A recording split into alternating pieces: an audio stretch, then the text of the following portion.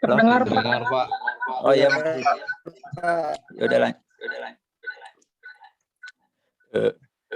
Di dalam hukum terdapat beberapa unsur, diantaranya sebagai berikut. Yang pertama, peraturan mengenai tingkah laku manusia dalam pergaulan masyarakat. Yang kedua, peraturan itu dibuat dan ditetapkan oleh badan-badan resmi yang berwajib.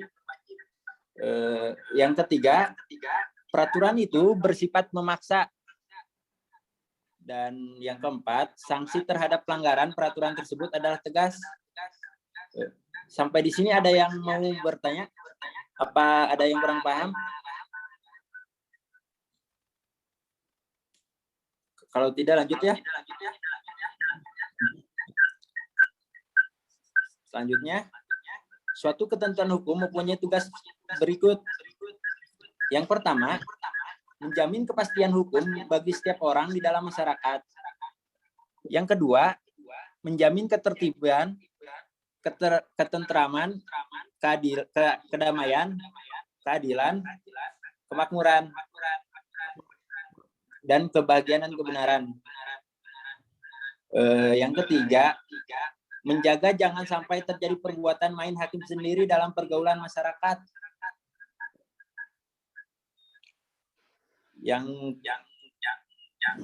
Dan selanjutnya penggolongan hukum. Penggolongan hukum mengatur seluruh aspek kehidupan manusia. Mengingat aspek kehidupan manusia sangat luas, sudah barang tentu ruang lingkup atau cakupan hukum pun begitu luas. Untuk itu, perlu dilakukan penggolongan atau pengklasifikasian. Dan berdasarkan kepustakaan ilmu hukum, hukum dapat digolongkan sebagai berikut. Berdasarkan sumbernya, yang pertama hukum undang-undang, yaitu hukum yang tercantum dalam peraturan perundang-undangan. Yang kedua, hukum kebiasaan, yaitu hukum yang terletak dalam aturan-aturan kebiasaan. Yang ketiga, hukum traktat, yaitu hukum yang ditetapkan oleh negara-negara di dalam suatu perjanjian antar negara atau yang disebut dengan traktat. Yang terakhir, hukum jurisprudensi, yaitu hukum yang terbentuk karena keputusan hakim. Dan selanjutnya, berdasarkan tempat berlakunya. Yang pertama, hukum nasional, yaitu hukum yang berlaku dalam wilayah suatu negara tertentu. Dan yang kedua, hukum internasional, yaitu hukum yang mengatur hubungan hukum antar negara dalam dunia internasional.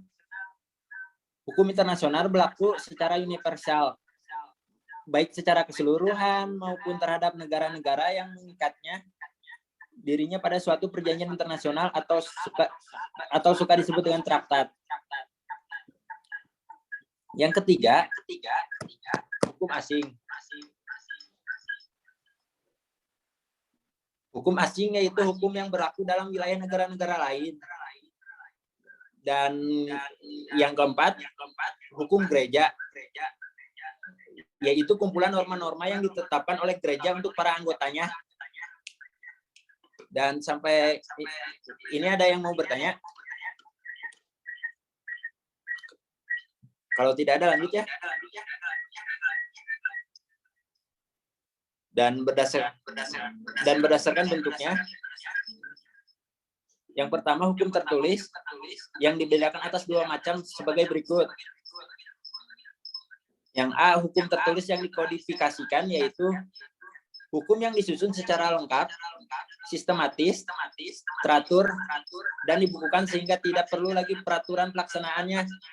Misalnya, kitab KU pidana, dan KU perdata, dan KU dagang.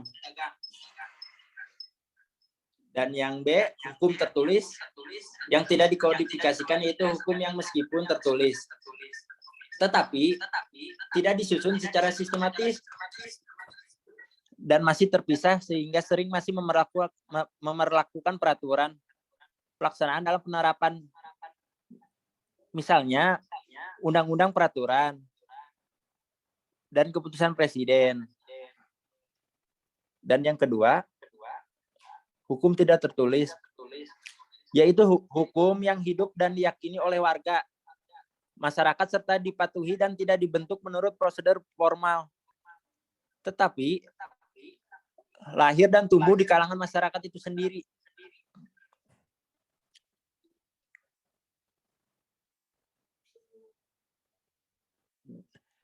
Yang D, berdasarkan waktu berlakunya.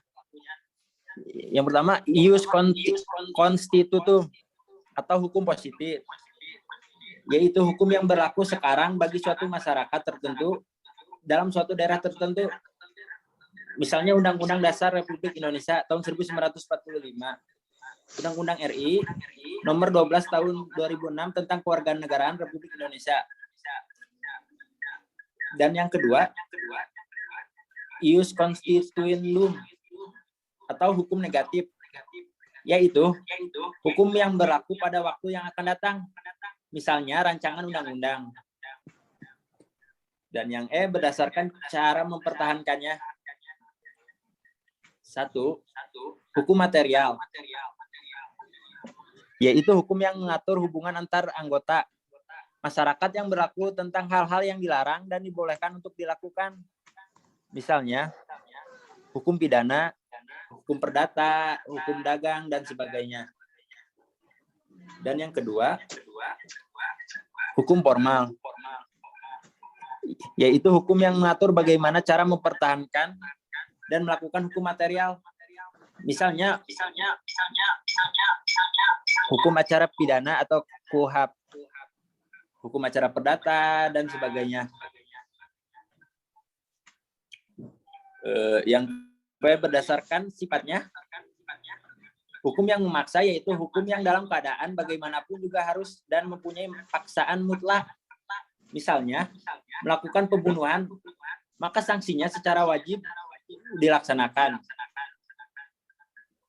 Yang kedua, hukum yang mengatur, yaitu hukum yang dapat dikesampingkan apabila pihak-pihak yang bersangkutan telah membuat peraturan sendiri dalam suatu perjanjian. Atau dengan kata lain, hukum yang mengatur hubungan antar individu yang baru berlaku apabila yang bersangkutan tidak menggunakan alternatif lain yang dimungkinkan oleh hukum undang-undang. Misalnya, ketentuan dalam pewarisan baru mungkin bisa dilaksanakan jika ada surat wasiat atau testamen. Yang G, berdasarkan wujudnya. Yang pertama, hukum objektif, yaitu hukum yang mengatur hubungan antara dua orang atau lebih yang berlaku umum. Dengan kata lain, hukum dalam suatu negara yang berlaku umum dan tidak mengenai orang atau golongan tertentu. Yang kedua, hukum subjektif, yaitu hukum yang timbul dari hukum objektif dan berlaku terhadap seorang atau lebih. Hukum subjektif sering disebut dengan hak. Dan sampai di sini ada yang mau bertanya? Ya. Sok yang mau bertanya? Lanjut saja Pak. Kalau tidak ada lanjut ya. Yo. Berdasarkan isinya. Hukum publik yaitu hukum yang mengatur hubungan antara negara dengan individu atau warga negara menyangkut kepentingan umum atau publik. Hukum publik terbagi atas A. Hukum pidana, yaitu mengatur tentang pelanggaran dan kejahatan, membuat larangan dan sanksi. Hukum tata negara, yaitu mengatur hubungan antara negara dengan bagian-bagiannya.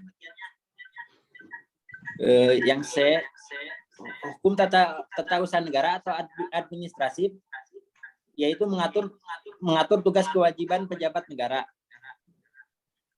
Dan yang D, hukum internasional, yaitu mengatur hubungan antar negara seperti hukum perjanjian internasional, hukum perang nasional, dan sebagainya. Dan yang kedua, hukum privat atau sipil, yaitu hukum yang mengatur hubungan antara individu satu dengan individu lain. termasuk negara sebagai pribadi. Hukum privat terbagi atas dua, yaitu hukum perdata. Yang dimaksud hukum perdata yaitu hukum yang mengatur hubungan antara individu secara umum. Contohnya hukum keluarga, hukum kekayaan, hukum waris, hukum perjanjian, dan hukum perkawinan. Dan yang kedua, hukum perniagaan atau dagang, yaitu hukum yang mengatur hubungan antar individu dalam perdagangan. Contohnya, hukum tentang jual beli, hutang piutang, pendirian perusahaan dagang, dan sebagainya. Dan tata hukum di Indonesia. Sebagai suatu negara yang merdeka, Negara Kesatuan Republik Indonesia mempunyai tata hukum sendiri. Tata hukum suatu negara mencerminkan kondisi objektif dari negara yang bersangkutan, sehingga tata hukum suatu negara berbeda dengan negara lain. Tata hukum negara kita berbeda dengan tata hukum negara lain. Dan yang kedua, tata hukum merupakan hukum positif atau hukum yang berlaku di suatu negara pada saat sekarang. Tata hukum bertujuan untuk mempertahankan, memelihara, dan melaksanakan tertib hukum bagi masyarakat suatu negara, sehingga dapat